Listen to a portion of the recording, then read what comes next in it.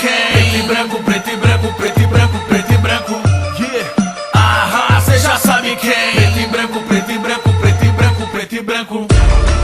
Aham, cê já sabe quem? Enche o estádio inteiro e não tem pra ninguém. Aham, mão pra cima.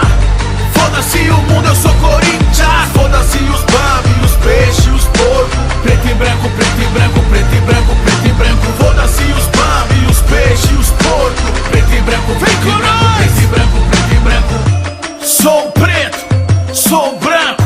Camisa do Corinthians é outra fita, é meu manto. Foda-se as pesquisas, é a maior do Brasil. Um bando de louco, me diga quem não viu. É foda, nação corintiana. Grita firme, grita forte, grita alto. Colocamos até um louco na porra do Planalto. Mais de 100 anos de títulos, glórias. Uns lembram o Pelé, outros nem tem memória. Campeão mundial em 2000, entregue pela FIFA. Inveja foda, nós entende, cês querem argumentar. Mais de 30 milhões, eu quero ver quem vai contar. Cê já sabe quem? Enche o estádio inteiro e não tem pra ninguém. Mão pra cima. Foda-se o mundo, eu sou Corinthians. Foda-se os bambi, os peixes, os porcos. Preto e branco, preto e branco, preto e branco, preto e branco. Foda-se os bambi, os peixes, os porcos. Preto e branco, preto e branco, preto e branco, preto e branco.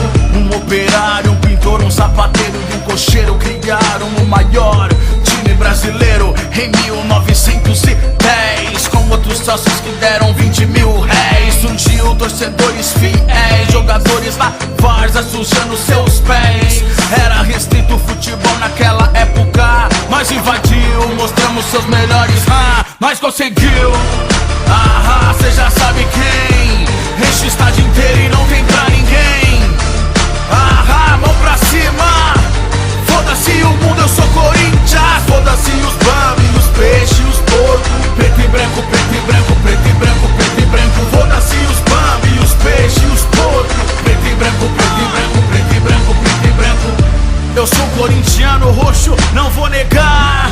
Eu fiquei roxo de tanto comemorar. Pode perder, pode ganhar. Eu sou Corinthians, eu nunca vou te abandonar. Eles podem achar que é pouco,